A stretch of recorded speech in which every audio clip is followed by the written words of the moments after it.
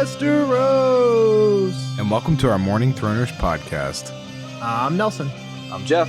I'm Kyle. We are your Morning Throners. And welcome back to another episode of your favorite Song of Ice and Fire podcast. We are your Morning Throners with Cersei 5 on deck. Gentlemen, how we doing? Good. Synopsis, Good. Cersei's day in King's Landing. What do you think about the chapter? Kyle, thoughts? I would say my synopsis is kind of my feelings of the chapter as well. It was just like gossip hour with Cersei, right? It was kind of just going through her plans and where they all stand. And I don't know. That was like kind of exciting in the sense of like what Jeff was talking about last week and like, you know, it's main story kind of stuff, right? But at the same time, it was kind of like, get over yourself, Cersei. Yeah, kind of updates from all over the kingdom, but like a bunch of stuff that we haven't been involved with, a few things we have. Yeah, kind of all over the place. Yep. Definitely too long. Another 26 pager. But I love being in Cersei's mind. Yeah, she's wild. I think just her craziness is awesome. Yeah. All right. Well, I guess Kyle didn't really care for it. Nelson, did you like it? I mean, it was what it was. It wasn't like my favorite. It was middle of the road. Nels? It's no Cersei 4, but I mean, there's some cool parts. Like the threads that come through that connect to the other parts of the story I like, but I feel like most of the chapter is And most of it is kind of like what you're saying, Jeff. It's like it was just like getting us in Cersei's head, but we've been there before. We know she's crazy and hates everybody except for herself and only wants people who say yes to her. It's like the theme of that was hammered home, but like I feel like we've already kind of got that hammered home again. I liked exploring the Marjorie kind of pushing on her. Yeah, stuff exactly. A little bit. I think that and being behind the fourth wall of like, we obviously see how she's thinking, but we also know like how other people are playing, and she's just like, so she's put herself on such a high pedestal that yeah, exactly. I think I'll actually go cool backstory here on her towards the end. I think some cool backstory stuff. For sure, but it's like we don't get all of it, so it's one of those things. We don't get like, all of it, teasing us a bit, teasing us. I don't know. Sometimes I like to be teased. I don't know. Well, she's definitely gonna play the victim in that too, right? Like no matter what, like her version of that story is gonna be very woe is me. That's just who Cersei is, it seems. Just from everything else we've seen of her, right? Like she's always like, I deserve this. You know, this was taken from me. This was, you know, XYZ. Yeah, and I think it's interesting because the next chapter is Brienne, and I think it's kind of interesting to compare the Cersei and Brienne because they're not in the same situation at all. But Brienne never thinks in her mind that often. Maybe she does every once in a while, but not that often that like she's in a bad spot because of her gender.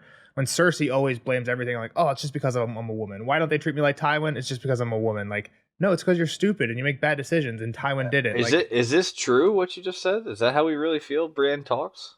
No, I think Brienne doesn't talk like that. Brienne never Cersei says that a lot. Yeah, Brienne never blames her, very rarely blames her situation on being a woman, even though a lot of times she just goes out there and overcomes it. Like, what it is. You know what I mean? I feel like she has mentioned multiple times how she's disrespected in the knighthoodness. I think it's very clear in her chapters, and we've talked about it a lot, but I don't think there's many times in her own mind where she's like, damn, if I was a man, this would go better. When Cersei thinks about that all the time. She might not say that in particular, but I see where Nelson's coming She's definitely been like, this person's going to disrespect me in this fight because I'm a woman. Like, I don't.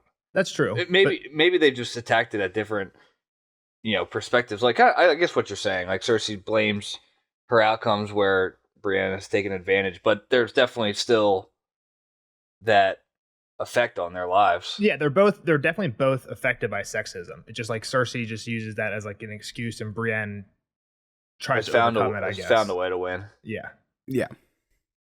All right, so let's jump in. I think another cool part of it is young Tommen just growing up a bit, fighting back with mommy. He just has more influences now. He's got a wife now. Wife comes before mom. Yeah, Cersei's having a hard time accepting that. She's trying to make that not be the case.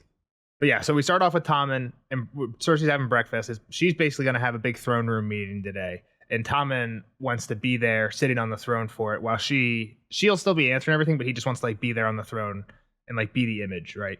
Well, exactly, yeah, because Marjorie, and I mean, she's got a point. At least that's what Cersei thinks. Marjorie's putting him up to it, of like just trying to kind of pull the rule back to him, right? Like to definitely get the focus onto him a little more than it currently is. And I mean, Cersei even admits to it, like, no, this is my turn. Like, I am ruling currently. Like, you'll have your chance. Yeah. An interesting thing when Cersei asks Tommen, like, who's telling you that you have the right and you should be the one sitting in the throne? At first he says no one. And Cersei says no one.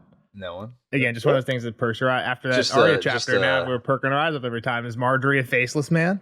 Oh. Jackery Margin? Is Jackery? Jackery. Jackery. Oh, gosh. Whoa, man. You've combined every name possible there. Combine a name. Are you trying to do Are they a relationship? I haven't even sipped my whiskey yet. Oh, boy. We're in for a long one then. There's a new theory. The Jackery prediction. See our video on YouTube. Jackery. But yeah, man, Pate gets the short end of the stick, man. And yeah, she's like, don't make me beat Pate again. You wouldn't like that, would you? Yeah. Which Tommen doesn't. So we heard about a whipping boy before. I think Robert had a whipping boy, but yeah, this is the first time I think we've actually heard of this guy. Aaron. Robert Aaron, yeah. Yeah. Call him Robin. Isn't it? Sweet Robin. Don't be calling him Robert. There's too many Roberts out there.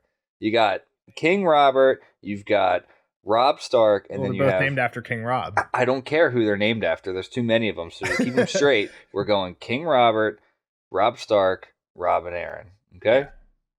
2 B's. Robb Stark has 2 B's. For now, until we forget. Until we forget that we agreed upon this, you know. There we go. All right. She's like, "Look, you got time. Like, I'll handle it till you're old enough. And by the time you're old enough, you're gonna grow tired with this shit anyway. So like, you should be thanking me right now.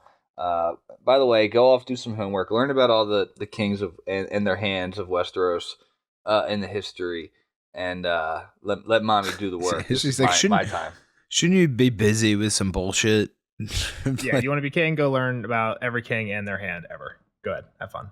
I've done that. It's not a fun time. Doesn't sound like I haven't done the hands. The hands would be even worse because they don't. It's not even like president and vice president, where for the most part, new hand and new king at the same time. You have carryover hands. You have hands who die at different times, and kings and need to be replaced. You have all kinds. So, it'd be a mess to try and remember. So these first couple meetings were at the breakfast table, right? Or I think I thought they were all in her solar at first, but somewhere. By the end, I think they're all in the throne room, and these people are just coming up one by one. And it doesn't seem like I don't know if they're talking about this shit for the public. Yeah, that's what I thought too. But she spent the rest of the morning with Lord Giles. After him, Lord Waters arrived. I feel like if it was a throne room, they'd probably all already be there. It wasn't the throne room to start, because they talk about how she takes her seat in front of the throne, and when what's his name shows up, the dude, the Bravosi for the Iron Bank, Noho Demetus. Well, he's the last one. That's when you're right that's when they talk about where she's sitting and stuff. But he's the last one to come. So and that's when she finally goes there. Oh, when I read that part, I just assumed that she had been there the whole time. She's like getting ready here. That afternoon, the Dour Bravosian envoy turned up for his audience. Cersei had put him off for a fortnight. Well, here, the first things that's happening in the chapters, she's getting a corset laced up. Like, she's not doing that anywhere. With Tommen. Everything after Tommen, starting with Giles, I think could be in the throne room. When I first took notes, I didn't have it like that, but I went back and changed my notes when we got to the Bravosi guy, because the way that read, it made it sound like she'd been there the whole time. I disagree. But I don't think it really matters. She has all these meetings. Well, I think it matters. It matters if she's having one-on-one meetings, or if she's like, if the public's hearing about things. But like, I don't think the public is learning about the ledger books from Lord Giles. Well, he just came in. So all it says about Giles is he came in and coughed over the ledger. So again, this might be a public thing where he comes listening in and to him cough about stars and stags and dragons. Exactly. So this might be the public thing. Like, here's the public accounts, and then Waters comes in and he basically announces good news: three new ships done. But we need a little bit more money. And she's like, granted, right? Like, these things seem to me like they could be public. I don't think it really matters, but I thought about this just like you guys are thinking about it when I got to the Bravosi part. I'm like, could this have been in the throne room? Again, I don't think it really matters, but I came to the conclusion, I think it probably all actually is. Because even at lunch, members of the Merchant Guild came while Moonboy entertained them. Like, that, again, could be throne room stuff. Like, there was entertainment. Yeah, that's what the wedding was. All right, wherever they are. They're learning about the accounts. They learn about 3 new ships. And then they learn about the sparrow infestation, and she thinks that she's going to have to take care of them at some point. Yeah, the merchants aren't happy about the sparrows. Hurting business. Pycelle comes in. He's pissed about who's captaining the new ships. Cersei, he wants to give them to some captains that survived the Blackwater for their valor. She's like, those dudes, all they learned how to do was swim. Yeah, they should have went down with the ship. So she thinks that this is actually something that Pycelle brought up in the last council chamber. So this argument about the captains isn't public. All Pycelle says publicly is the stuff about Wyman. So again, it says now. I don't know if it's publicly, but again, just because I was thinking about this. Is this in throne room or not? And she says in the last count, like basically she's like, Pycelle's been a pain in my ass recently. In the last council, he argued about the captains.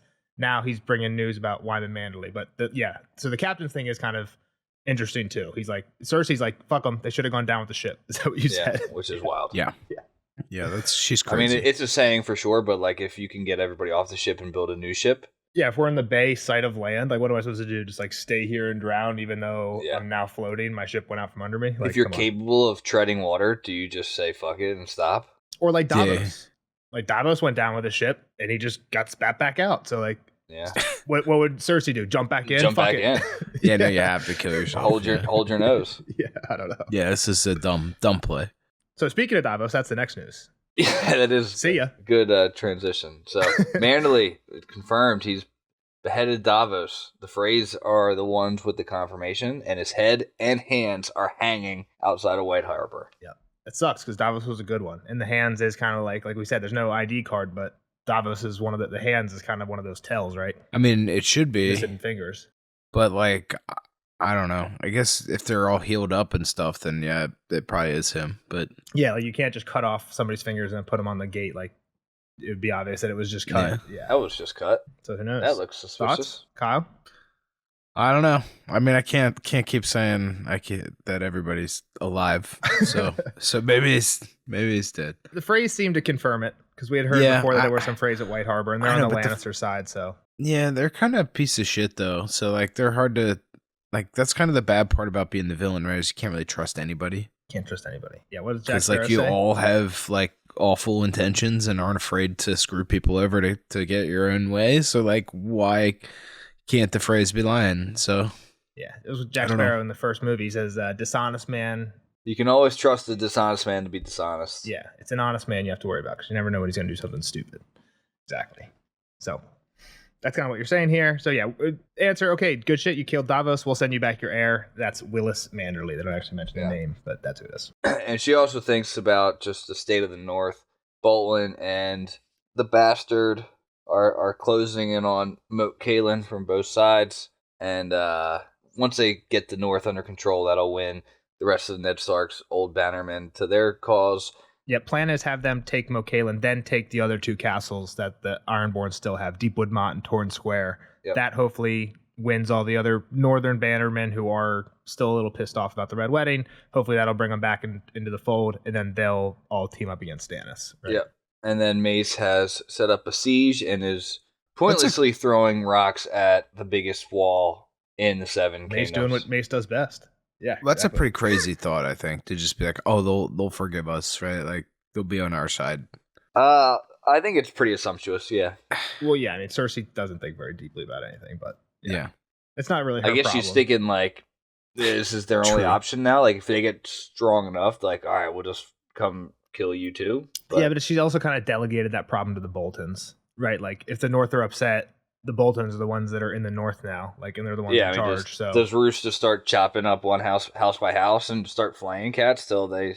I just mean like if the Dustins, like at Barrowtown, don't like this, they're not going to march the whole way down to King's Landing and strike up a grievance with Cersei. You know what I mean? They're going to go to Winterfell. Or to the Dreadfort, or wherever the Boltons are going to rule from. You know what I mean? It's their problem. Like at some point, Bolton's gonna be told to get ready to fight Stannis, and he's gonna have to call the banners of the North. That's true. Then it's our problem. And you better answer the call. Yeah, that's true. Yeah, and who knows if they do? Because why these people don't owe her anything? I don't think. Yeah, and most of them, like she's even saying, they don't like me, but hopefully this is how we're gonna win them back. Yeah, so who knows if it'll work? But yeah, last guy, Noho Demetus from the Iron Bank. He'd gone and talked to Giles a lot. Didn't really get anywhere. She jokes with him and basically says like, oh, go talk to him a seventh time. That's holy to our gods. Maybe you'll have more luck. And he's like, this isn't a joking matter. And she's like, well, we're not going to pay you until after the war. See ya. And she just ends it right there. Ends the audience chamber. Or ends the throne room chamber and asks Osney to take her back to her own chamber. Osmond, yeah. So, anything to say on the Iron Bank stuff, Kyle? No, I mean, she said that, and she had said that was what she was going to do. Yeah, in the council last time. Didn't sound really that great of an idea, right? Like it sounded like the Iron Bank is the opposite, not the opposite of the Lannisters, but instead of always paying their debts, it's like we'll always collect What's We're owed, always knocking. right? Yeah. Well, at Yeah. least for Cersei. And it's just funny because she's authorizing Urain, who's already made 3 ships, more money to finish them in the lavishness they deserve is what he asked for the more money for. And she's Yeah. like, granted. And then the Iron Bank comes like, you owe us money. And she's like, denied. Nah. So it's like, Not gonna pay you. can I add 100-foot long mirrors down the main hall of these new galleys? Granted. You owe us interest. No. So it's like, where's your priority, Cersei? It's crazy how quickly, like, kind of like an FU to him, like just the manner of the conversation. It's like, you might need to borrow more money at some point. Like, it sounds like a person you'd want to like try to have relation. Maybe you should have dinner with him. Yeah, not in the council. Yeah, she's definitely or not in front of everybody. Acting like she's got the power, but she's not in the position of power. Yeah. Well, except she has the money, I guess, that they want. So in that sense, she has the bargaining chip. But yeah, I don't think it's gonna go well for them. Yeah. This dude didn't seem so happy to be treated like that. Osmond, let's take a walk. I need an update. Well, he's walking her back to her room and getting the update on the way. They make some stops on the way. Obviously. Okay, sorry. I was saying that she asked him to. Yep. Arm through the arm. Arm in arm, once there in the shadows. All right, what's going on with your brother? Has he slept with Marge yet? Has he plucked that petal? Has he rode that filly? Yeah. So I guess timeline-wise, time has passed. Doesn't matter. Well, I mean, it does, because Osmond's been on the case for how long is the question. How long? Long enough that 3 Drummonds got built, and they've sent a letter to Wyman about killing Davos. That has been done, and we got word back. That could be done in a week. Exactly. I think the shipbuilding is trickier. Shipbuilding does take a little while. Not if you're dope. We've heard that Bravos can make a ship in a day. Yeah.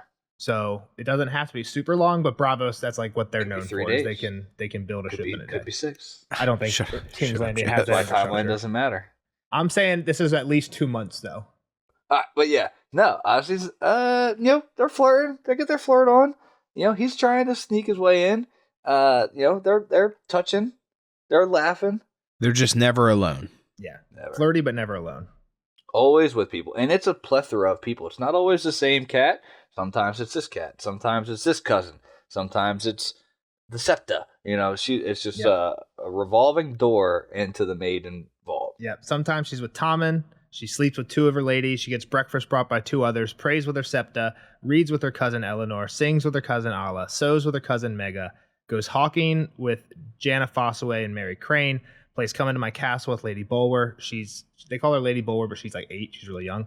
And plus, there's always men around. And so she's like, oh, men. What men? It's like, well, singers and jugglers. She likes those. There's knights all around to be near her cousin. Sir Talad comes most often, but he doesn't know if he likes Eleanor or Alla. Haber, red wine, brings fruit and flowers. Horace, red wine, has taken up the loot, but Osney says he's not very good. And Jalabar Zo's always around too. And Cersei's like, oh, he's probably asking for money. He always is asking for money so he can go and take back his summer island. And she thinks that Robert basically always just told him next year, because he liked the idea of going and conquering off this like exotic land and sleeping with all the women.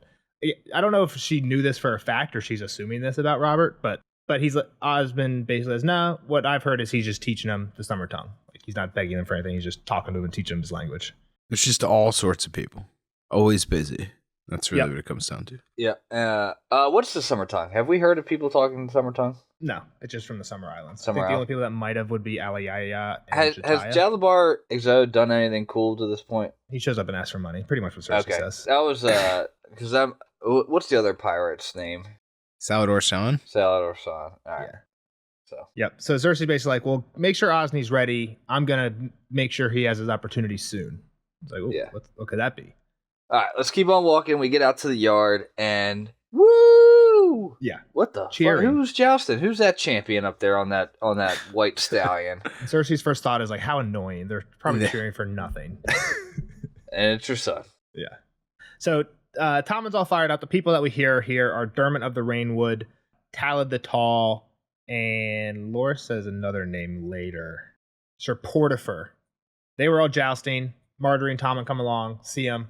Marjorie's like, ooh, Tommen should get a chance. Let's get the king up on that horse. Loras gives him a little instruction. Yeah, you think it was the first try at this thing? I don't know, but he seems to do pretty good. Hits the shield, shatters the lance, doesn't get hit by the sand. Everyone cheers. I don't know how you would get hit by the sand. I mean, you just don't go fast enough. Like the horse just stops running? Yeah, I guess you're not going. I don't know. We were talking about this last time. Because if you hit it with, you hit it lightly, it should swing lightly. Yeah, that's what I'm thinking. True. Like if you're not going fast, it swings slower. If you're going fast, it swings faster. So there's got to be something to it. Maybe So like you gotta- want to. the horse has to run through the tackle. Is what Maybe I'm you like hearing. want to like sit back in your saddle and then like lean forward into the hit, and then you're hitting fast. But because you're leaning forward, I don't know. Yeah. I'm just guessing. Yeah, But I'm just saying it's on the horse. You got to just continue to ride the horse through your hit. But I could probably just Google a 5-minute video of how a Quintain we'll works. just assume. So yeah. Everyone hypes him up. They're like, Yeah. "Oh my gosh, you're the king. You're the champ. What the a next hit. best hero, right? Like he's gonna be Better than me already. Yeah, this dude's gonna be winning tourneys for years to Be come. knocking off the Kingsguard at the next jousting tournament." Yep. All the cousins are chanting, Tom and champion, Tom and champion. And Cersei comes up and says, when he is a man grown. And there's like a quote here. I don't have it in front of me, but I think it says like all the smiles withered like roses in a frost or something like that. And it's just like, damn, Cersei, you're so like, are you Suck proud the of that? joy right out of the room. Yeah. Just like literally like evil stepmother from like a Disney princess quote. Yeah, she's the evil queen.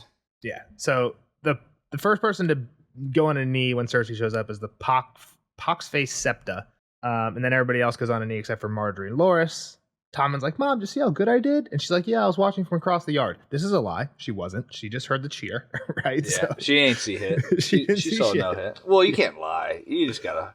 That's like her. It's like her kind of way of trying to like. Yeah, I saw. you're saying it's a kind lie. It's better to say than, no, I missed it. She should say, no, I missed it. Do it again. That's what a good mom would say. Well, then you gotta get him back up on the horse. You gotta reset everything, and He'd be all for it. I'm sure Tom wouldn't mind. yeah, but Instead, he's also like, get out of that armor now. Well, she Kinda doesn't what- want that to what happen. son doesn't Yeah. know won't hurt him. Yeah. Little white lie. Not Cersei's worst for sure. She does say something real dumb here, though. She said jousting is in your blood. Yeah, And everybody's oh, man. like, what do you mean? Whoa, What do you mean? I didn't think Robert was a good jouster. Which tourney did he win? Yep. She's like, oh fuck. Yeah. And Cersei flushed. This made me think of what we were talking about in the Arya chapter where Jeff says he's a big blusher. It's like, sometimes you can't hide a lie. Like, she's like, Robert won the Trident. He beat Rhaegar.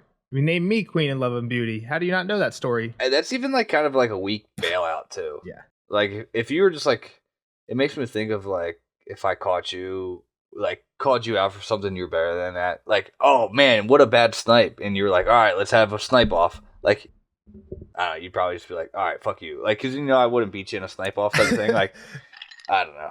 Yeah, but Cersei just like turns around and leaves. So like she doesn't give what's she Margaery a gonna chance say? to. But like her response would be like, all right, that didn't answer the fucking question. Like, Yeah. so- So what tourneys then?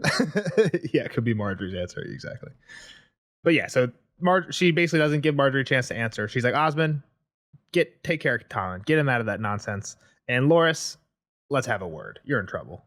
And everyone's like, ooh, she's Yeah, in what is trouble. this bullshit? come to the principal's office. Exactly. Whose idea And- was that? And we find out that it was again Marjorie's idea. Yeah, but Laura says it was her Grace's idea. And Cersei's Ooh, like, yeah, he does that that's a on sting. purpose just to piss me That's a off. thing to the old pride button. She's like, well, what was your part? He's like, well, I taught him how to do it. He's like, do you think about what if he got hurt? It's a big horse. What if he fell off? And Laura says, bloody lips and bruises are part of knighthood. Yeah, he's like, I will say this. I don't know if a young king should have to be a squire. Yeah, the power dynamics, they're weird. I guess you just don't become a squire. You go right to knighthood when you're good enough. I think you train him, but like Yeah. he's not about to go out on the road squiring for a night. Like obviously he's got to stay here and like you put him in training, sure. If you want to give him, and I'm sure this is how it goes, like a fake title of squire. Yeah, exactly. yeah, he's never going on any dangerous missions. or He's not anything. dunking egging around the Riverlands right now to get some Yeah. real world experience. Yeah, he would be like Jamie. Like I think normally being like Jamie or Loras' squire would be like Right. You Yeah. just follow him around the castle type of thing. And like train. Obviously Cersei kind of closed that door on herself just because she doesn't want Loras anywhere near it. So she basically made this like no Kingsguard rule. But yeah, Yeah. normally I think that would be a pretty good. Did pretty you get the standard thing. vibe that she didn't want him around because she thought he would try to like seduce him? No. Well, I thought there was definitely like a homophobic aspect. I didn't really catch it in this part, but now that I'm looking at my notes, I think it might be there. I caught it Yeah. later when she's talking with Jamie during bath time. Let me She see says if something I that can, makes me think like, she's Yeah. like, I know Let me what see if I Loras can is or find- something like that, which could be she's talking about Tyrell, but like I don't know, it comes off as not All right. more homophobic. I missed than- that. We'll see that then. I thought it was just more of like he's on their side, right? Oh well, I think I got that vibe in this part, but here, yeah, she's definitely talking about the relationship between Squire and Knight because she basically says you were Squire for Renly, right? yeah, this is it. Cersei had seen how tight the bonds grew between squires and the knights they served. She did not want Tommen growing close to Loras Tyrell. The Knight of Flowers was no sort of man for any boy to emulate. Yeah, I didn't think about it when I read it the first time, but now looking back on my notes after the comment later to Jamie, I think this could be read that way too. Where it's like, oh, him and Renly, and like I don't know, Yeah. we've had the red flags, right? So it's when I read this, I just thought it was more like he's a Tyrell. Renly and Loras became the Knight like of best Flowers friends. is no sort of man for any boy to emulate. Like he's one of the best, right? It was just said like there's no better swordsman or jouster right now currently. Yeah, but again, like, is Cersei just being delusional and doesn't want him to emulate Loras just because he's a Tyrell? Or is it more? I think it. I would. Yeah, I don't know. I got that's the part where I'm like, is she talking because he was gay with Renly? Gay stuff. Yeah. But I don't know if it super matters, Maybe but I think it could be both. Yeah. Yeah. I see what you're saying, Jeff. But I think that the burn here, for what Cersei hits him with, is when Loras says bruises and bloody lips or whatever are parts of knighthood. She's like, oh, I understand what happened to your brother then, because Loras has a crippled brother, right? And he's like, maybe Jamie didn't tell you your duties. You're supposed to protect the king, not train him. That's the job of the Master at Arms. And Laura's like, well, we don't have one of those. Got one of them. Sir Aaron Santigar died. When did that happen? In the riot. Ooh, ding, ding, ding. Ding, ding, job, ding. Sir, Like Aaron, yep, Aaron Santigar died during the riot. We talked about this recently because one of his relatives was with Arianne, Silva Santigar, the heir to Spotswood. She was part of the whole Queenmaker chapter. Was she? She gets brought up here in a little bit too. Not directly by name, so it's a hard catch. I knew it was something that we'd have to bring up to Kyle. The heir of Spotswood, or yes. Yeah, I don't know that you brought it up with me. Yeah, that might have been the spoiler chapter or spoiler section. Up? This lady's name. Silva Santigar? What do you mean? We didn't do the spoiler section yet. Silva Santigar was in the Queenmaker chapter, is what I'm saying. That's what I'm saying. This guy is of the same house, is all I'm saying. Yeah. And I mentioned this guy's name in the Arianne chapter, is what I'm saying now. Not in the spoiler section of the Arianne chapter? No. I mean, I don't remember it being mentioned either, but yeah. I think that's just I just said the only other Santigar we've heard is the old Master at Arms. That's just us reading over a name, I think, Kyle. It's not, I don't think it's a spoil. All right. But yeah, so Loras, Renly, Squire, Santigar is Spotswood Dornish house? Yep, Aaron Santigar is Dornish. The only other Santigar we've heard, like I was saying, the Queen one was Silva Santigar. Yeah, I guess I'll wait for my question when we get to that part. Yeah. And maybe we might have to save it for later. I don't know, because it was kind of unclear. They go down a rabbit hole. We're gonna go part way down it. Yeah. All right. No, I'll hire a guy when I need to. And she's like, oh fuck, that's gonna piss off the Tyrells if I hire somebody else around here. Well, in the Kingsguard, I can't tell Loras, no, you can't do this because you have other jobs. So how else can I piss him off? I will hire a Dornishman. Yeah, so she goes through a whole list of people that she sends. Basically, she's like, tells Loras to fuck off, and then she goes through a list in her head of who it could be: Sir Talad, Sir Dermot of the Rainwood, Osney. This is weird. She says she thinks about Osney, but then says, but he can't even do the Marjorie task, so that makes him a bad Master at Arms. Isn't part of that deal to get like arrested too? Exactly. So so he can go to the wall. If he's good at the Marjorie task, he goes to the wall. If him being Master at Arms would almost require him to be bad at the Marjorie task, but whatever. She thinks about Osfrid, but no, she has a different job for him. We don't really hear what that is. She was like, damn, I wish the Hound was still around, because Tommen was terrified of the Hound. If I made him... He would never want to go train. Exactly. He would never go train. Quite the deterrent. Yeah. And then she thinks, this last Master at Arms was Dornish. I'll get another Dornish. And then, that'll make everybody happy. That's pretty much... Except the Tyrells. She thinks that'll help solve our Dornish problem, too. So yeah. All right. So we get back to the Solar, and Qyburn is sitting there to get some reports. A lot of shit she doesn't care about. A lot of Free City news. I would say the more important stuff it is, the less she cares about it. Which is kind of funny. Like the thing she cares the most about is this puppet show, which is like, does this really matter, Cersei? Well, it's her. Yeah. Well, I mean, she just thinks she's thinking kind of like Robert, or like I guess kind of like Ned did, right? Like they're across the sea, like fuck them, like they don't matter to us. Ned did say that. Like Ned thought like that, especially with the Targaryen girl. Yeah, and I think the puppet thing is a parallel to Duncan Egg, because the crazy, evil, mean Targaryen is the one who goes crazy and hurts all the puppeteer Tansel Tutal when she has the dragon get killed in her puppet show, right? So Cersei's basically being like she's being Arryn Aerion Targaryen, basically the same way. Like just throwing a fit over a puppet show that really doesn't mean anything. Well, I mean, it's the message getting sent around the common people. I mean, it's like, true. What are they watching on the news? They're listening to this puppet show, and it's like, they squashed the. What was the first? What did the lions do? Did they eat the stag, or did they? Well, let's get to it. Let's start with the things that Cersei kind of skips over. So the first All one. right, so Free City News, she doesn't care about. There's a slave revolt in Marine and Astapor. It's spread. Yep. So the Free City thing, we've heard about this, and we didn't hear about exactly They about were this. at trade war, right? Yeah. There was a trade war going on between Tyros and Lyse. Mir was about to help out Tyros, but backed out because the Golden Company. ... And Cersei's like, don't care.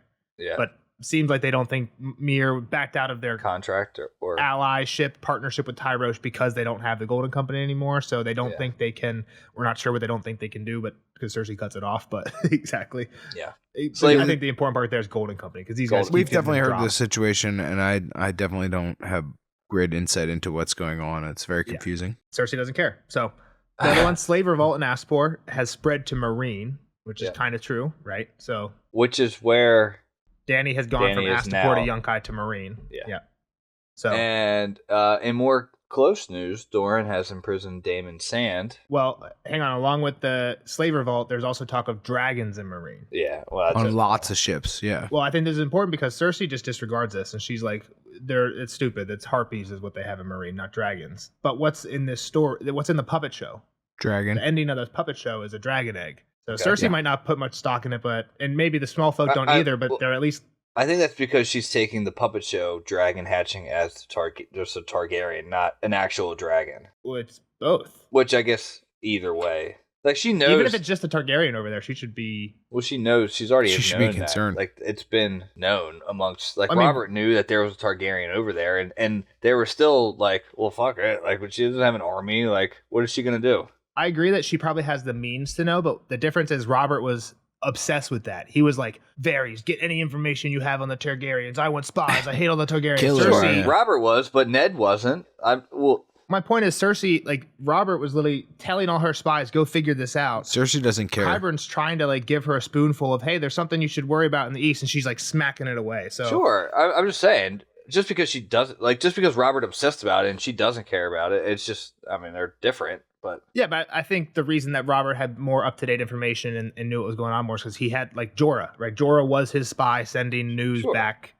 So Cersei doesn't have a guy like that. Cersei doesn't give a fuck. I mean, that's the point. Exactly, Cersei that's my point. She should give a fuck and send somebody to go do that or whatever. Why? Because if there's actually dragons, that could be a problem for you in a few years, Cersei. Yeah, well, right? Actual dragon, and you should see someone actually, once they start flying, that the news will get over quick. What are they going to do? Start building bow and arrows? Like... But that's Kyle's point. This chapter, we got news from 12 different ships. Men from 12 different ships have all said dragon. Yeah, this is corroborating stories and stuff. This is a big deal. One, she either thinks it's just a dragon. Well, one, she doesn't because she thinks harpy, right? So whether she thought it was an actual dragon or just Daenerys being a dragon, she doesn't give a fuck until it's a threat that's actually going to knock on her door. She's got other things that are pressing her mind. Well, I guess my point is she doesn't think about real dragons or Targaryen as the dragon. Sure. But the small folk are at least considering that as a possible future, but by the fact that they like this puppet show, absolutely. Yeah. But again, like her mind is like 1% on that, 90% on like how can I get fucking Bronn out of here? Like her priorities and what she's spending her time on is which is again why I like being in her mind because it's like you're saying like maybe you should at least give a little bit of attention to it, like or figure out what's going on, but. She's like, no, I got all the plans. I got everything I need right here. I got all the info I need. Like, she doesn't have any spies other than Qyburn. Yeah. Right? Like, which, again, it's Qyburn's job to, like, Qyburn, you should be just go do it for me, Qyburn, and bring back. But, again, she's cutting him off. So she's just bad listener. Yeah, as well. He is doing that. Yeah, exactly. So, and I think it's funny because, like, you understand why Cersei obsesses about the stuff she does, but, like, especially from a reader, like, where we know where the real important things that she should be focusing in are, it's funny that she spends her time, like, on Bronn, right? That's the thing that she's worried the most about this chapter is this whole meeting about what we're going to do with Bronn, and we'll get to it, but, like, does that matter? If she doesn't consider Bronn at all and never does anything about Bronn, like... who cares? Like, is that really going to come back to bite her? I can't imagine that. We haven't even heard Bronn since he left, right? Exactly. Other than like he went and had a bit kind of Tyrion, a baby. Right? It's not really his, right? Yeah, exactly. So and she's like, no. So she just priorities aren't in the right spot. Well, that's all she cares about is anything that directly impacts her and her reputation. Yep.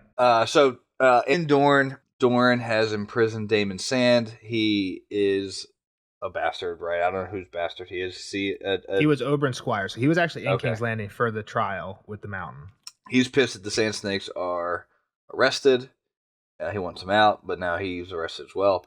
The daughter of the Knight of Spotswood has married Lord Estermont. Both Dornish houses? Estermont, no. Estermont is Stormlands, sworn Okay. to Storm's End. Okay, that was my question. I didn't know where that But house was. they're near the Dorne. They're near Dorne. They're a border Yeah, this one I didn't really understand the gravity of. This was because it wasn't a part of the Queenmaker plan.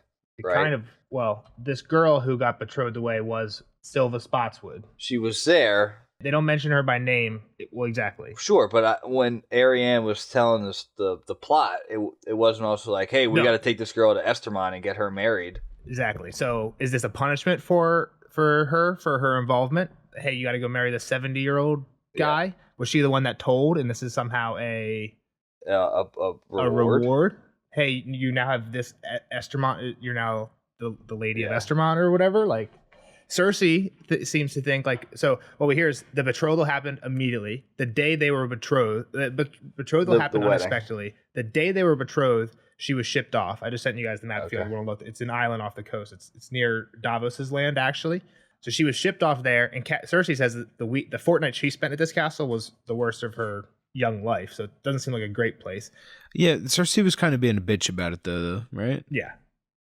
And so this girl, Silva Spotswood, 23, Lord Estermont is 70. Where the fuck am I looking at? It's near the bottom. It's right above Dorne. Cape Wrath is where Davos, if you remember where Davos's house would be. Yeah. Below Storm's End, there's that like peninsula of land. It's the island to the right of that. So look at Storm's End, look right to the south. There's a peninsula. Look to the right of that peninsula, right off the coast. Estermont. Oh. Yep, exactly. Okay, so they had to boat over to They had to boat to that Cape castle. Wrath. Cape Wrath is the Storm's End Yeah. area. Yep, Yeah, exactly. okay. That's where Cape Wrath is where Davos is now the lord of. Gotcha. Cool. Actually, I think Davos is the Rainwood, which is the forest right above Cape Wrath, but it's all the same. I Okay. gotcha. All right. Cool. All right. So what else is going on in Dorne? So Cersei has this quick aside. I'll just cover it quick. When they talk about this Estermont thing, she's like, "Oh, I know about Estermont because we went there one time because Robert's mom is in Estermont. Look this up. The family tree's fucked. George has conflicting things in the appendix of Feast of Crows and the appendix of Dance with Dragons. Of Unbelievable. one says that it doesn't really matter. The Oh, it family tree is matters. slightly fucked up. We might One know the thing matters, names it's the of family tree. the cousins that Robert. We know two of Robert's mom's brothers came to their wedding. We might know their names, or it's a generation off and we don't know their names. Doesn't really matter. They came to the wedding. Robert took Cersei back to their castle to kind of return the favor and visit them. It sucked. Somebody died, didn't they? I don't think so. His Robert girlfriend here was a widow. Yes, well, not while they were there, but exactly. So yeah. Robert, I guess, used to hang out with these cousins when he was little, and he used to play with this one female cousin who is now a widow. And Robert would sneak off to be with Play her. with her at night. To me, I take this as this might be the first time Robert cheated on Cersei. Right? She says he would wait till my eyes were closed and sneak off, and I had Jaime follow him. Like this isn't something Cersei's doing anymore. Robert's literally making out with chicks in the feast hall at Winterfell, I think, like in front of Cersei. So this makes me think it's probably early in their marriage, especially because it's a visit to Estermont to like return the favor of them coming for the wedding. Right. So Yeah, I would say it was maybe the first time. I think I think that part of that is like why it's a big deal. I don't know though. Didn't she then say that's also the night that she had Jaime plant the seed in her? Yes. So again, we don't get the answer to this, but could her of Jaime not have had sex? Like they were having sex. You think that was the first time that happened as well? Post wedding, yeah, post Robert wedding, Well, maybe. When was their? They've been hooking up pre-wedding. Yeah, we knew that Jaime and Cersei were before he was going to go get married, right? And whatnot, yada yada yada. Yep. Okay. So I think there's a chance that the whole Cersei Jaime thing started back up in response to the Robert. If there's one timeline Estermont I need who's cheating on who and at what time. Well, I don't think we know, but I think this little excerpt is our biggest clue of who's at fault. I need the receipts. I need the who's screenshots. at fault in the Robert Cersei relationship. Yeah. Also, we talked about this in our Discord recently. Jaime, when horned. Jaime Got him exactly horned. when Jaime confirms, he says, "Hey, do we want do you want Robert killed? And she says, no, I want him horned. And then she likes to think that was the night that Joffrey was planted. So I asked this in the Victarion chapter because Victarion said something about being his horned. girlfriend or his wife gave him horns. Yeah, his wife gave him that's why he had to kill her or something. Yeah. Who are we giving credit for in the Discord? Bohemian? Yeah, so shout out to Bohemian. Came up again. It was cool because I was like, oh shit, I know what that means. Yeah, I definitely would not have known what this meant if not for him, right? So yeah, so he says, you want him killed? And she's like, no, I want him horned. And then that's when which makes me think. So if she wants him horned, does that imply he was not horned before this? Yeah, I would say this is the first post wedding deal. Well, so again, I don't know if it's not like she went to him and was like, haha, I fucked Jamie. Exactly. Like, well, yeah, I also think it meant like I want a kid from you. Oh, a kid. Yeah. That's right. true. Yeah. Because the horn has to do with cucking. But yeah. So, yep, that's jumping away from Cersei's Estermont. Random thought back to the conversation. She's like, why do I care about Lord Estermont marrying a 23-year-old bride from Dorne? Which is what we're all thinking too. And Qyburn's like, maybe you don't. But Sir Daemon Sand and Silva Santagar were both close with Arya Martell. So I thought you might want to know. Nah. And again, like, I just want Qyburn to be like, why? Like, you know something I don't know here, Qyburn. Like, why do you think this is important, Qyburn? Tell me what you think. Break the fourth wall, Qyburn. Yeah. But Cersei's like, I don't care. Do you know? You don't know, Nelson? Again, we're getting toward the end of the books. I'm not going to tell you if I know or not. There are things that I might not know, but I might have more info than you on. Yeah. I'll say that. Fair. That's fair. Lastly, there's a popular puppet show going on, and there's a dragon taking down lions. That's the climax of it all. Yep. Lion eating the people. Then when a stag tries to stop him, well, he kills it's the stag. also like the lions are good until they then destroy the town, pretty much.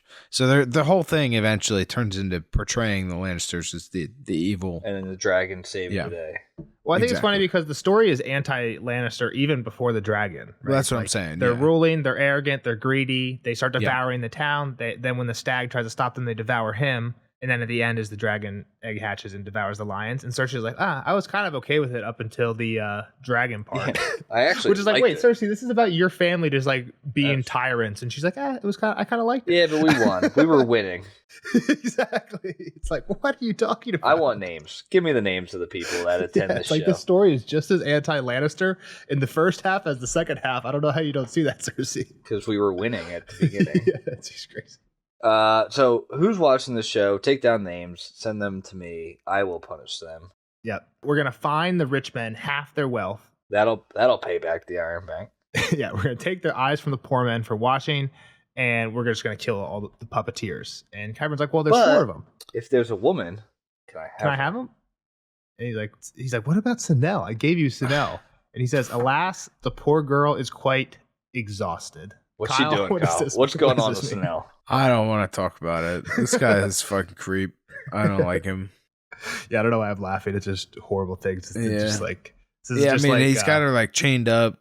Seems like a sex slave, I'm sure, to some degree. He also is like a disgraced maester, right, or whatever. So like he's probably doing some experiments he shouldn't be. So seems to be his cup of tea. Well, when he told Cersei why he got kicked out of the Citadel, he said, you learn a lot from cutting open a dead body, but you can learn more from cutting open a live body. Yeah. But the Citadel didn't like that idea. So if you cut open a live body, they don't stay alive for very long, right? So there you go. Yep. But there is a quote in there, a short one, about when Cersei's thinking about taking Sinel down to give him to Qyburn. She's like, she still didn't even understand. Like, I kind of actually feel bad about this one. So if Cersei feels bad, first off, that's how you know. Cersei did not like to think about that. The girl had come with her unsuspecting, thinking she was alone to serve and poor. Even when Qyburn clapped the chain around her wrist, she had not seemed to understand. The memory still made the queen queasy. The cells were bitter cold. Even the torches shivered. And that foul thing screaming in the darkness. Yes, you may take a woman, 2 if it please you. But first, I will have names. So the little bit here is, and that foul thing screaming in the darkness. The fuck? Is that? I mean, I guess that's not Sinel for bringing Sinel down here. Is that like Sinel 0.0? You know what I mean? Sinel's 1.0? Like, what? The foul thing screaming in the darkness? What could be down there? Yeah, who knows, man? I have no idea. Yeah, it sounds like a horrible place. Yes. So torture chamber. All right. See you, Qyburn. You're giving me bad mood. I need a Let bath. me get in the bath. I need a bath. Knock, knock, knock. Here's Jamie and Tommen to ruin my peace of quiet bath. And this is just funny. This is great. Tommen commands that he's allowed to train with Loras. I also want a kitten, and I'm not eating any more fucking beets. Kitten, no more beats. Loras, kitten, beets. It is funny because Jamie comes in here knowing this is going to be funny. He's just like laughing the entire time. And he's insisting on Loras. She's like, Osmond's better. And Jamie's like, not the Osmond I know. Like, what are you talking about? Yeah, just laughing at everything. That's got to just piss her off, too. Yeah. And Tommen's like, I command it that Loras get to train me. And she's like, you're trying to command me? It's like, don't make me get paid. The whipping boy. All right, fine. I take it back. No, he says Marjorie told me I'm king and king gets to do what he wants. Yeah, so he's kind of standing up for it now. Continuously keeps saying, like, I'm the king, I'm in charge. It's getting closer. Like, you listen to me. Yeah. Marjorie told me I rule around here. So once he demands his beats and Loras stuff, this is in Kittens. Here's the quote. This is super sad. Jamie was still laughing. The queen ignored him. Tommen, come here. When he hung back, she sighed. Are you afraid? A king should not show fear. The boy approached the tub, his eyes downcast. She reached out and stroked his golden curls. So like, he's like, come here, Tommen. Like she says it like in her nice voice, and he's just like afraid to come near his own mom. Like you shouldn't. Oh, like, yeah. A 9-year-old should not be afraid to come to his mom, right? Yeah, and then she doesn't say like, oh, it's okay. She just says like, you shouldn't show fear. Like, don't be a pussy. Is pretty much which her is why answer to she him. liked the puppet show until they died at the end. Yeah, I guess. Yeah, she's got him fucked up. Yeah, for sure. Yeah, so fucked up. Yeah. Oh, he's like, all right, fine, but when I become of age, no more fucking beats. Yeah. He agrees to the no. We're gonna get a Dornishman in here. Okay, no more jousting talk. But as long as I get kittens, right? And she's like, okay, we'll think about it. And he's like, fine. But when I'm king, no one. And Beats outlawed. The Beats farmers are not gonna like this rule, but Gotta pivot to a different veg. yeah, pick something else. Yeah. Jamie gets Tommen out. He comes back in for some one-on-one. Asks her if she's drunk or stupid, and she didn't care for that. And he's like, "Yo, the enemies are inside the wall, not outside. We got to worry about what's going on right here in our backyard." Yeah, because that's her punishment for Jamie every time. She just keeps sending him to inspect the walls, and he's like, I've inspected them 100 times. They're fucking fine. Like your gates could use some work because of the black water, but it doesn't matter. The people that you hate are inside already, is what you're saying, Jeff. Yeah. So she thinks about the gold coin at one point. She's like, have you forgotten that? And she's like, no, I don't forget anything. And she thinks about the gold. Nothing useful. She's just like, I still remember that. How the fuck did they get that? Yeah, exactly. Jamie's like, yo, Loras probably should be, like, he's trying to get Loras to be the one training. So here's the quote that I thought was weird. Jamie says, he says, you're going to have to search hard to find a better jouster than Loras. He is. And Cersei says, I know what he is. I won't have him near my son. So, again, I think you could take that as I know what he is. He's a Tyrell, but I think it could also be a homophobic thing. Yeah, I don't think it's just a Tyrell thing, because obviously he's around him. Well, he's around Marjorie, so it's like, yeah, you can't be saying I won't have any Tyrells around my son. Like clearly that's not in your he's control. Married to a Tyrell. Yeah. So that was the quote that made me kind of like rethink the other part too. I mean, yeah, she's pretty shitty. So yeah. All right. He's like, yeah, but she's bad, but you could have been better. You would have been better. You were better. Barristan was better when he was young. Arthur Dane and even Prince Rhaegar would have given him a run for his money. This flower. I will say this: Loras has proven himself in tourneys, right? Jousting. That's the other problem with Cersei's Master at Arms training. She's only looking for jousting. Like you want someone that's not the practical a well-rounded guy. Well, you want sword fighting, I would think, mainly. Well, yeah, that would be. You would think, like you said, the main source of conflict that you're going to get in is a sword fight. Yeah. Yeah, he's not going to be on the front lines, charging with a lance, a right? Lance, no. Yeah, I mean that's just what Tommen's excited about today because Laura showed him how, so that's what Cersei's trying to appease him with. But yeah. This is when she's pissed. She's like, it's just because I'm a woman. Nobody talks back to. Stop fucking balking. Yeah, nobody talk back to Tywin like this. He's like, I'm not going to suffer it. I need to rid myself of Jamie. It's time. What, Kyle? We gonna slip a little poison into Jamie's drink? What's going on here? No, I think it was more of just like she can't have him around, right? Like because he is. I don't want to say causing her problems, but he seems to be like butting heads with her a lot. And, Yeah, she says like he's causing more harm than help at this point. They're not stepping in tandem anymore. Exactly. So she's going to try and send him out, is what it seems like to me. Okay, gotcha. But where, I don't know. So at one point she gets out of the tub, he takes a peek, and she says, "Pining for what you lost, brother." Or has she is she holding back sex and kind of like making fun of that? Oh, for sure. Okay. I think that was like, oh, you still want me type thing. She says that, Yes. doesn't she? Well, Yes. she says pining for what you lost, and I'm like, well, did he lose it? Aren't you guys still fucking? I guess that wasn't super clear. Oh, yet. no, they're not. No, I don't think that's been pretty clear, I think, since the White Tower day. Okay. And gotcha. the whole Osmond and her like arm in arm thing earlier, like I think she's moved on to the Kettleblacks. Gotcha. Okay. Cool. But he gives her a little jape back, no? Yeah, I love you too, but you're a fool. And she thinks that the word stung. And he's like, why didn't you talk to me like you did when you were fucking me at Greenstone? Gosh, get out. Yeah. So now she's getting dressed. She's got some old clothes. Yeah, her clothes are getting shrunk. She got some bad laundry people. Yeah. So she was gonna whip them, but Tana convinced her. That's a Nelson excuse. Yeah. All my jeans got too small at the exact same time. My fucking dryer's busted. Exactly. And she thinks quickly about like who she's gonna have to sup with, but she'd really like to be supping with Taina, who is her best friend since she's had Malara. Yep, Malara Heatherspoon. Yeah. So Felice Stokeworth and Sir Ballman join her. Got some news from Stokesworth. Yeah, well, we heard about the name before. Is that not that news about Tanda? That's the Tana news. Yeah. Yeah. What's up with Tana? So Tana's been around. She's been in chapters. She's probably appeared in a bunch. She was here for the Tana.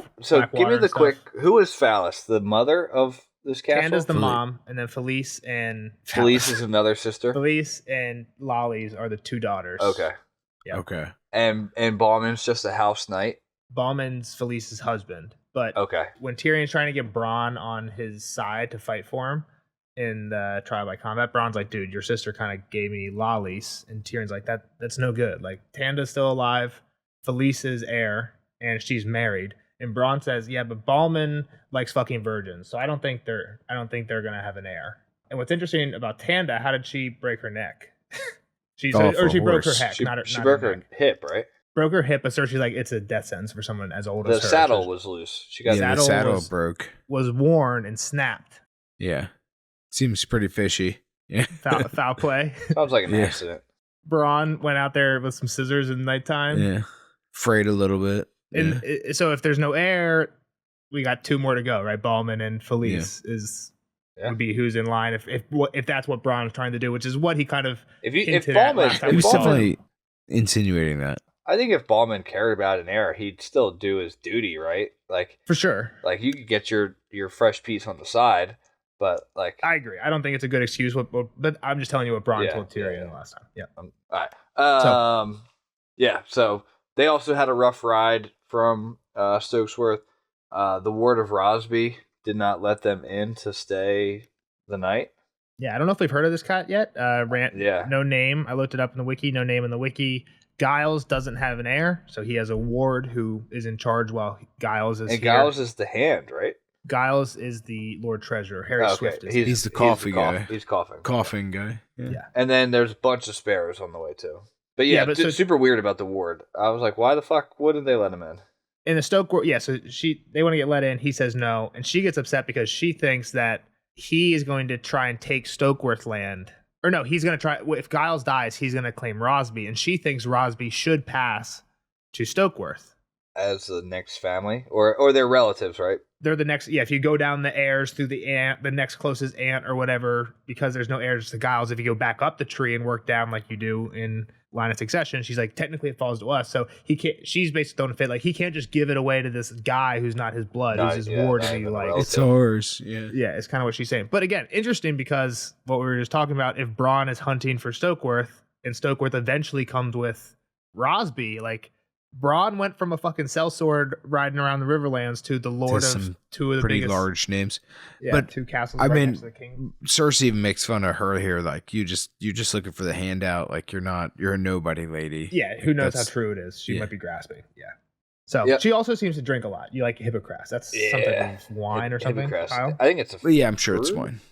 Fruit? I thought it was more than wine. I thought Kyle would know, but I think it's just a different fruit. Would be my guess, or a flower. Is it a flower? Hippocras a flower? That might be right. But what's the drink then? I don't know. No, you're thinking of Hibiscus. hibiscus. Hypocrites is a historical spiced wine popular in medieval and early modern Europe. Okay, just spiced wine. Okay, all right. But there was also sparrows on the way, whole lot of them. She's like, yeah, we got word of that here too, and we need a new. I think she thinks this. I need a new High Septon to get rid of them. Yeah. So the High Septon who was leading, because there's a High Septon election right now. It's like the one. Conclave. Yeah. And the one who was leading the race, what happened to him? He's not in the race anymore. He got followed by some sparrows to lady. What was her name? To a brothel, right? To a brothel, yeah. I was going to give Aliyah the credit. But yeah. He got caught and dragged out and beaten with clubs.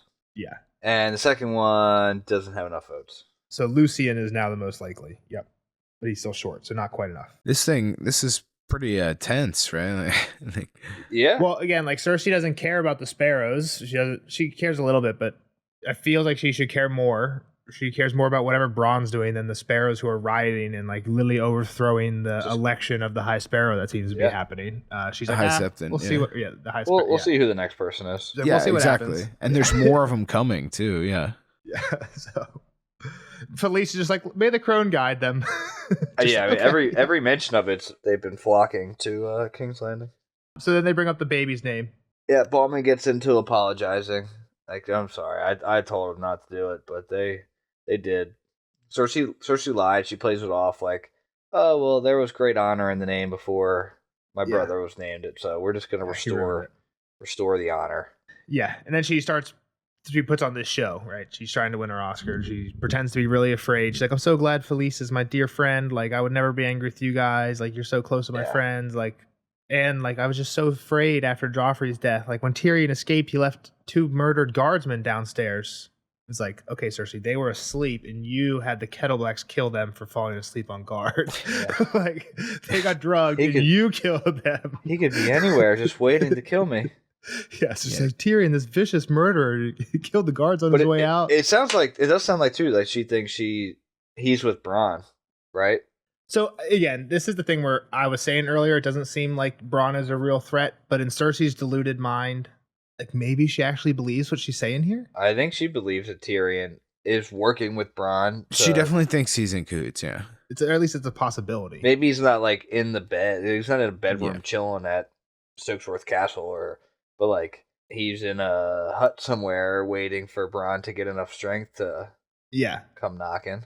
And so we learn so far of this army that Bronn has gathered. What's he got? 4 sellswords or something. Yeah, he's got 4 guys. Yeah. give me what's the quote? Is it a movie? Maybe it might just be a show only quote, or it might not even be this. Give me 3 good men, and we'll. Oh no, it is a show. It is a Game of Thrones thing. That's what Bronn says when he first sees the Eyrie the first time. I think it's a show. Give me show only. Give me 3 good men, and I'll impregnate the bitch. Impregnate the bitch. Yeah, Tyrion's like, it's impregnable. It also doesn't make sense because in the show it doesn't look nearly as like hard to get to. So Bronn's like, yeah, I can get there. Like, I'll get there, no problem. It's just gonna walk up that hill. Yeah, exactly. Pretty much. Get past the gate and it's a straight shot, a straight walk. So, it makes more sense in the show too. Yeah. So yeah, she's put on the show and she's basically like, I would feel so much safer if Bronn were to suffer some mishap. Had a morbid accident, and he's like, a fatal one. What? She's like, don't make me say it. I can't. I don't have the heart. She's just thinking about how stupid this guy is the whole time. He's falling for it. So like he is pretty dense. Earlier in the convo, she thinks about like how he was a good knight in his day or a good jouster, and she kind of plays on his ego. She's like, yeah, Bronn is kind of a delinquent or whatever, like but you're a true knight. You realize this. Like, she's like, didn't I see you win some tournament? She probably has never seen this guy before, but she knows he has entered tournaments and he'll just talk himself up or whatever. He won one. Yeah. So he does, and he's like, okay, fine. Like, I'll take care of it for you. I'll do your bidding. Yeah. He agrees to it. And they drink a lot. They stay and drink and eat. They finally get dinner. They stay and drink some more. Hey, how about one more flagon? Let's keep getting that hypocrite. At one point, Cersei thinks she could have afforded a faceless man to kill Bronn with the price of drinking. Half the price. Or cheaper. I think she said half as cheap. So, again, I had mentioned this to Kyle, that people had referenced faceless men as being something you could buy for a lot of money before. When I think this is our first reference since actually being with Arya, when it's kind of like... You could definitely contract one of them to back up. murder for hire. Yep. Yeah. So I think like on a normal first reader who didn't like get the reminder in the last Arya chapter, this would probably be the first realization. Whoa, Like, wait a minute. Whoa, faceless man. That religious Ball? people that Arya's with, they just The gods, do it for the money? ones where the Like gods that? pick the names. Yeah, like wait, that doesn't sound right. Yeah, so yeah, on the way, so she leaves, right? They drink a lot, and then she goes back to her room, and on the way by, she peeks in on Tommen. Yep, and he's got 3 little black kittens. Yep. How the fuck did he get them? I Well, didn't say yes to that. Marjorie was going to give him 1, but he couldn't pick, so he got all 3. He got them all. At least he didn't cut him out of the mom, Joffrey Yeah. style. That is So she's like, but it is bad luck that they're black. She's like, well, yeah. and the Rhaegar Targaryen's daughter learned that the same way. She had a black cat, and bad luck came to her. She got her head smashed on the wall, or is it the brother? Son. She might have got stabbed 500,000 times. Yeah, after she was raped. Yeah. Well, I don't think the daughter got raped. Oh, okay, good. Yeah. She was stabbed a bunch, Yeah, I think so. but it's not great. They're not good. Yeah, so she gets mad, thinks about she's I mad. was just because say the this Mad sends King her did- into the whole thoughts of her and Rhaegar, essentially. The butterfly effect. Had we heard any of this before, Kyle? I don't think so. Even that she was supposed to marry Rhaegar at one point? No, I thought we heard some of it. Yeah, I thought we heard some of that from Tywin or something. I feel like we might have spoiled it at one point. I think we heard of the possible betrothal. I think that either Jeff or I might have spoiled that at one I never point. spoiled a thing to Kyle. I think we might have slipped up in passing and said that Cersei was supposed to marry Rhaegar when maybe we didn't hear it until now. That's not something that would have been on the tip of my tongue. Hold on. We knew this when Tywin was, and when it became Jaime instead.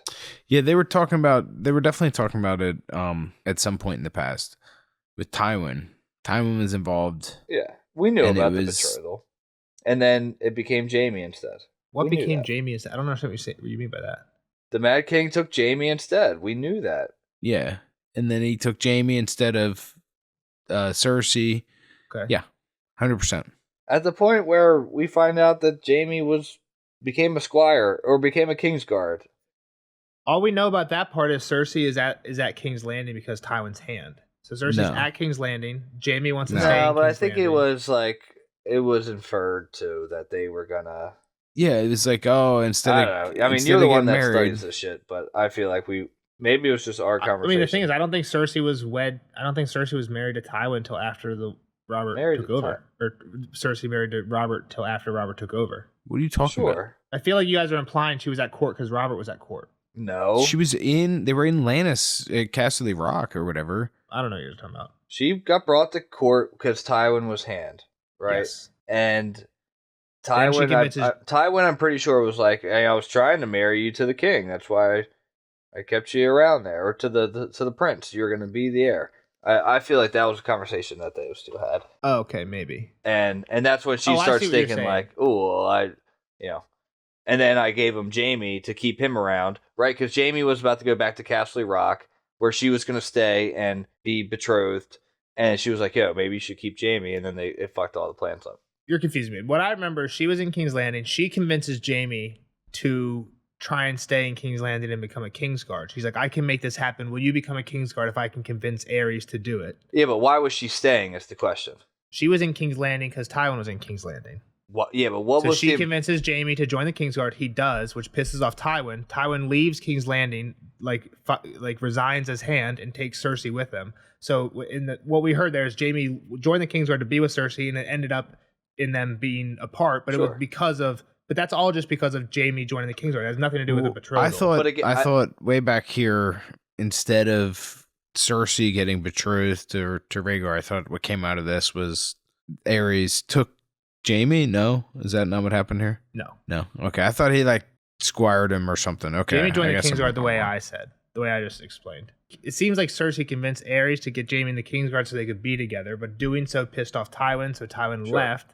But and then they why were was not what together. was so important that Cersei had to stay in King's Landing? I think it was because it was inferred that I'll be your hand, but your son's marrying my daughter at some point. I don't know. Maybe I'm just assuming, Oh, or we've okay. had that conversation. Gotcha. There's no reason Cersei. I might have been Cersei assuming that didn't too. have to be in King's Fairly Landing. certain this was out. You're right. I might have been assuming that too, and I might have mentioned that before too. But I think this is at least the first part we get the main details. So we doesn't either read really it matter. or you spoiled it because I yeah, never would that's have fair. put two and That's two fair. together. That's fair. So what's the real gist here, Kyle?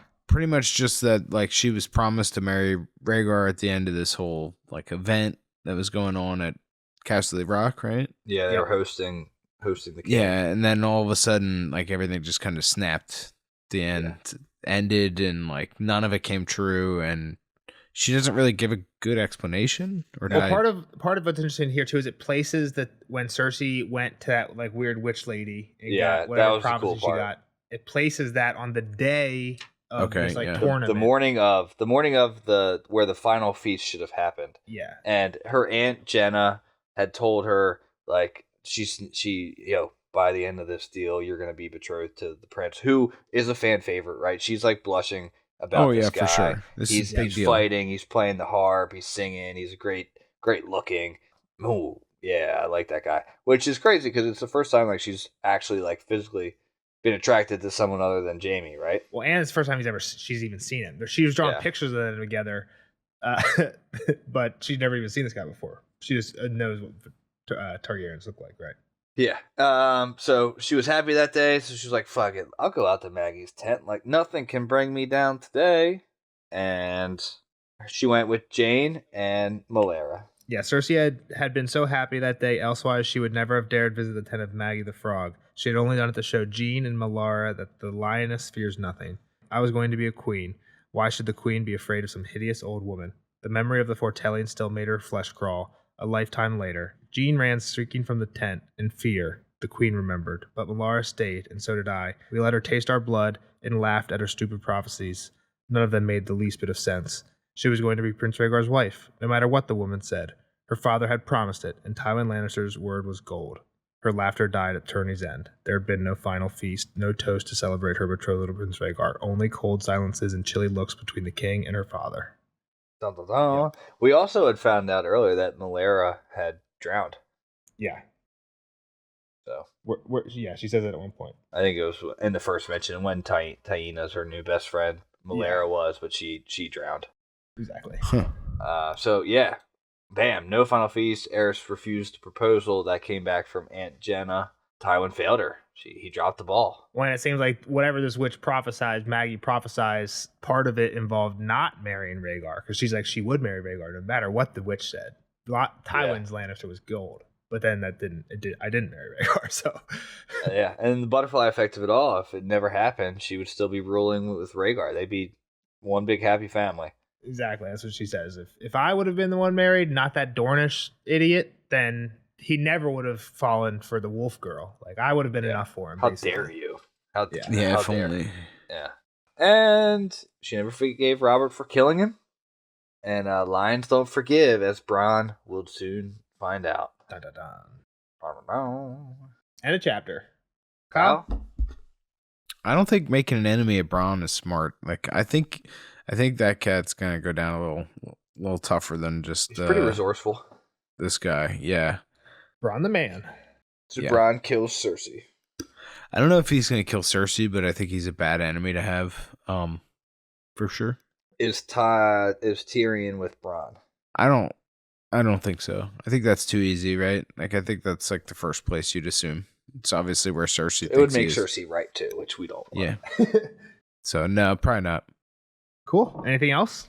No, I think that's it. All right. Yeah, we're kind of all over the place. Don't even know what to ask you about, but sounds good. We'll see you in the next one. This was a shotgun of a chapter here, right? Like, she talked to 100 people about 100 things. It was exactly a whole lot. Dense, for sure. I'm sure a lot of it was like either spoilery or all connected to other things, and I probably missed a lot of stuff. It feels like one of those where it was more fun if you knew what was going on versus just kind of like this vague idea of conversations at points. So I bet you this will be a chapter 2 that's even more fun to read once Winds comes out, because I'll say there are some things in this one that I feel like even Jeff and I don't have answers for, that we know a little bit more about that. Yeah, exactly.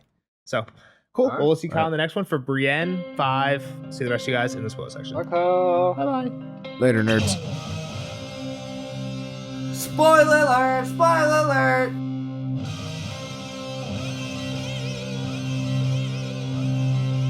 Spoiler alert! Spoiler alert! Bye, Kyle. Bye, Kyle. Thanks for hanging out with us. See you on the next one for Brienne 5. Nelson, what are your hot takes?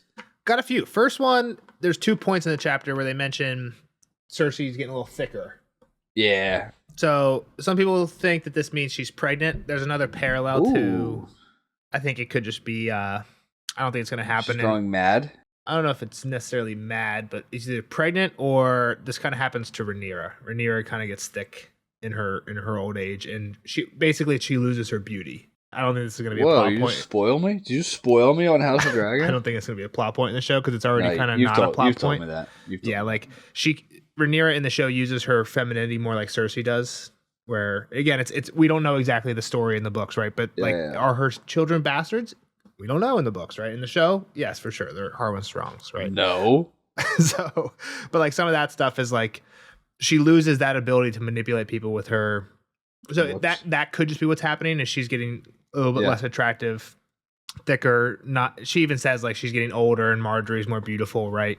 Younger, more beautiful. I mean, and Osmond's like, she is a pretty girl. Exactly. But I think if you go down the pregnant route, I think it's tricky, and I think the argument against it is the Walk of Atonement isn't a few months from now, so she's already getting big enough to not fit in clothes. She would be showing by the visibly showing, everyone knows what's going on by the time of the Walk of Atonement. So I think that's an argument against it. But it is interesting that at the beginning it says she had to take a deep breath so Dorcas could lace her up. Mm-hmm. She was a strong girl, unlike Sinel. So she was actually able to lace up her gowns now. And then later it says, like we mentioned, her gowns have shrunk. Yeah. So it's literally at the beginning and not at the same, two completely different parts of the chapter kind of talks how Cersei's not fitting so good anymore. Yeah, I think that's a good little Easter egg. Yeah. And again, it's one of those things that I bet you it means something eventually. Once we've read Winds, I bet you we'll reread this and be like, oh, that's what that means. But at this point, we still don't know. My guess would be she tries to seduce somebody at some point and they shut her down. Or, yeah, maybe. And she realizes that she's lost it maybe. She's lost a step. Yeah. So next one I had, Arryn Waters. 3 ships are done, and he wants the crews to be younger men, not older men. Yeah, because he's rolling. He's rolling out of there. Exactly, he just takes them. So, again, listen to Pycelle. And make sure they look really cool before I leave. Put your loyal men on there. Doesn't matter who made the ships or who the commander is if you have some really loyal captains. You're a big Pycelle guy. Pycelle is just the only one giving Cersei good Cersei advice. It's not good advice for anybody else because it would make Stannis' life harder and it would make, you know what I mean? But if you're Cersei, listen to Pycelle. He's the one giving you good advice right now. Yeah, but you don't trust him. That's the problem. Cersei says she has a plan for Osfryd. Yeah. Is he... Does he have to go on a trip? I don't know if we learn what the plan is, because what he ends up doing is he ends up replacing Adam Marbrand and becoming the new Lord Commander or the commander of the Gold Cloaks, because Adam Marbrand gets sent off with Jaime. But I think Jaime is the one that insists Adam gets sent with him. So if we're thinking about it from Cersei in this chapter, she doesn't know she's going to send away Jaime yet. So she doesn't know Adam's leaving yet. She had a different plan. That's what I'm thinking, maybe, that I'm not remembering. But what I remember actually does happen is he becomes the commander of the Gold Cloaks. And he's just Cersei's yes man in that corner. Yeah. It's kind of weird. I don't know. Sometimes I feel like these titles, should the commander of the Gold Cloaks be a member of the Kingsguard too? Yeah, I mean, that makes sense. Yeah. How thin are these guys getting spread? You got to stand your post this whole time, and then you have to manage this group of Gold Cloaks too. Well, he doesn't. I guess that's the point. Is Kingsguard don't have to manage Gold Cloaks; they just get to worry about standing their post, I guess. Right, but now the guy's gonna have to, right? Isn't Osmond is Osmond not a... No, Osfryd. There's 3. Osney, Osmond, and Osfryd. Osfryd really hasn't done anything yet. All right, Osney has to bang Marge. Not in the Kingsguard. Osmond, who's walking with her in this chapter, Kingsguard. is a Kingsguard. And, so the third brother... He hasn't really done much except... What's his name? Osfryd with an F. Not a Kingsguardman. Not a Kingsguard. Doesn't have a duty yet, but he becomes the Gold Cloak guy. Yeah, the head of the Gold Cloak. Gotcha. Janice Flint's old job. Yep. Okay. The Faceless Man mentioned and a no one earlier in the deal. Yeah, kind of cool. I've heard that people think that the Faceless Man's mentioned close to Tommen with his black cats. Ooh. And then you have Arya had the connection with the black tomcat. Cersei even thinks about the Targaryen girl who people think that cat might be. I don't think it's the same black tomcat. Well, it might be, right? Because Rhaena Targaryen, she had a black kitten. In Arya, she says the hardest cat to chase in King's Landing is this one-eared black tomcat. It's mean. So some people think this could have Well, been I'll the say grown-up that- version of Rhaenyra's kitten. So like maybe these are the kittens of that cat, but Well, no. Maybe that. The black Tommen tomcat is not had laying kittens. with a grown-ass one-eared tomcat right now. No, but there are theories that Sansa or that Arya. I think there are theories that Arya will warg into a cat to kill Tommen. No, that's lame. I think it's lame too. But just like you have faceless men talk. I'm shutting that down now. Near That's cat, lame. black cat. Cersei even thinks the black cat's bad luck. It's kind of Well, weird. it just is. It doesn't have to be in Game of Thrones. It's the first time we heard it It's here. true. So, Estermont Castle. So this whole Santigar Estermont thing, we don't Yeah. know why this is important. Did we know yet. that girl's name was Santigar in the Queenmaker? Yeah, Spotted Silva, Silva Santigar. Okay. Yeah. I didn't make that connection. I don't even know if you told me during that chapter. I think you did. I think you In like that he chapter, died what at they the- called her was the heir to Spotswood, and technically in Yeah. this chapter, even though they don't say her name, what they call her is the daughter Heir of the Knight of Spotswood. So Okay. you can infer. I don't think it was a spoiler that we connected those dots. Well, the knight doesn't have to be the lord. It's true, but he is. Like All that's right, how so they why do does it. she get married to this cat? Is Well, it punishment? It's one of the things we don't really know yet. It seems Okay. like a punishment, right? But- we don't know that. We don't Yeah. know if it's a punishment or a reward. We haven't found this out. I think all we really know is Arianne ends up being involved with like the John Con plot, and you might not even know this. I think there's like a Winds of Winter Arianne chapter where she's sent off to meet up with young. I think you John Con. I think you told me because Doran like fills her in, right? And like this is what we're actually trying to do. So I forget the details. The only thing I remember from that chapter is oh wait, she's like you're gonna go marry Aegon. this guy. Yeah, Yeah, and there's like a Aegon. thing. Basically, there's like a secret word. He's like, if you send back war, then we'll know it actually means that it's Marriage. peace. But if you send back the word dragon, then we'll know it means come with all your banners. Or like they have like a Yeah. weird Yeah, message yeah. signal that's like backwards. And I think a lot of fans have a theories that somehow Arianne's not going to be the one to send. Arianne's going to die, and someone else is going to have to send the message, and they send war. Because like basically be like, yo, we need help, and then the Dorans Yeah. show up with no something like that, right? Is what is I think the main theory on it. But why it's interesting to this one is if Arianne's trying to join the Fagon side, what we know Yeah. I think is that Lord Castle Estermont, because of that map I showed you, it's right next to Griffin's Yeah. Roost. Griffin's Roost is where they land. He's in basically. on the deal. It sounds like it's a Doran trying to get some allies around. Well, I don't know what Doran's point in it is, but what ends up happening is I think Estermont gets taken by John Con's crew. That's one of the first castles to fall. So Silva Santigar should now be in the Golden Company / Fagon, John Con. Like they should now have Silva Santigar. But isn't that all? Oh wait, so Arianne and Fagon aren't supposed to get? It's not already in the plans. They are, but they haven't met yet. My point is, like, so when Arianne shows up to meet Fagon, Silva Santigar might already be there, like helping things along. You know what I mean? Like, I think that's the only connection I can tie, like why this is related, because I know where the story's leading is on a Fagon Arianne meeting, and so why do we spend 2 pages talking about Estermonts and the Santigars in this chapter? Aaron Santigar got brought up She's gonna twice have in to this show chapter up. in 2 different. She's gonna have to show up and like hold court. It's going to They're be gonna hold important. court And there. why is it important? My answer is it's important somehow with related to Fagon. And the only connection there is because Arianne and Fagon are definitely on a crash course where the books are headed. And Silva Santigar is At the spot where they crash. the spot where Fagon is already at and is on Arianne's team. So it's like there's one connection. Yeah, I mean she might What just will it be amount there. to? I don't Yeah, know, I mean, but that's a link that I'm sure will come back up at some point. George doesn't spend 2 pages on like Estermont Santigar, like names Yeah. we very rarely heard and 2 going chapters, heavy right? into it. I mean, this is 2 Yeah. chapters of Spotted Silva. Yeah, so I don't know, but I bet you this was one that on a reread, like I said, after wins, I bet you this section is like, oh, that's in cool. 2035. Yeah, exactly. And so the last one I had is when we read the quote when Cersei takes Sinel down to give to Qyburn. The memory still made the queen queasy. The cells were bitter cold. Even the torches shivered. And that foul thing screaming in the darkness. I still think it's fucking the mountain. Yeah, and what I was going to say is I wonder if this is a spoiler or not, because I'm pretty sure in a previous chapter when Cersei tells Qyburn to just kill the mountain and let it end, he's like, well, Yeah. can I take him? At least let me use him for my experiments. There's a lot I could be learned about him. that could be learned about him. She's like, well, I don't like his screaming, and he says like, I can take him to the black cells where you won't hear anything. Yeah, but So now I she's think- down there. Exactly. We didn't hear what happened, and then in the last Cersei chapter, we heard he died.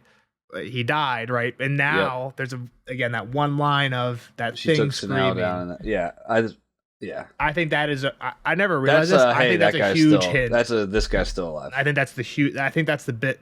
I never The noticed biggest this mountain before. alive. I think that's the biggest mountain still alive hint that we've seen so far, for sure. Yeah. We just found the biggest Easter egg ever. There you go. We'll make a video on it.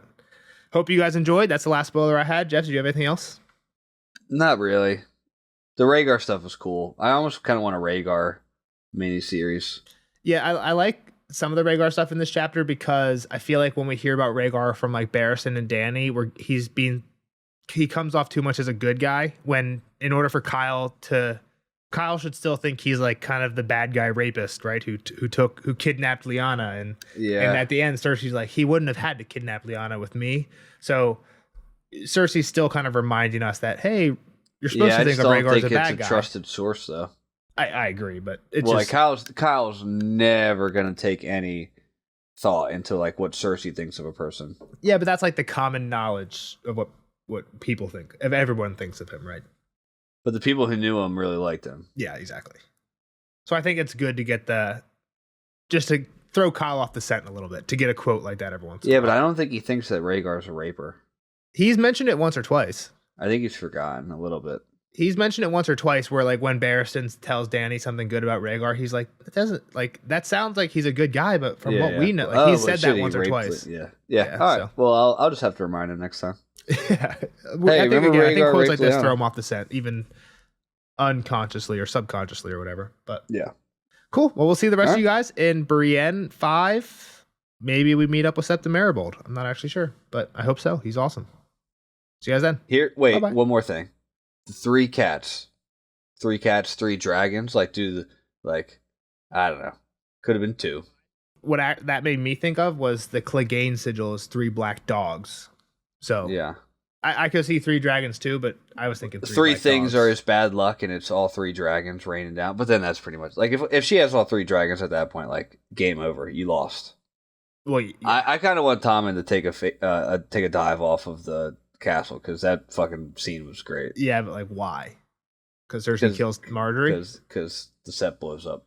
That seems perfect in my mind. I don't need it to be changed. Well, and in the last Cersei chapter, there was the hint where Cersei had just blown up the tower with wildfire, and then she says to Qyburn, maybe Tyrion's hiding in the Great Sept, and that's why the bells keep ringing because he's up there swinging from the bells. And she's like, all right, fucking blow that shit up too. She doesn't say it, but I think we alluded to that in the spoiler section.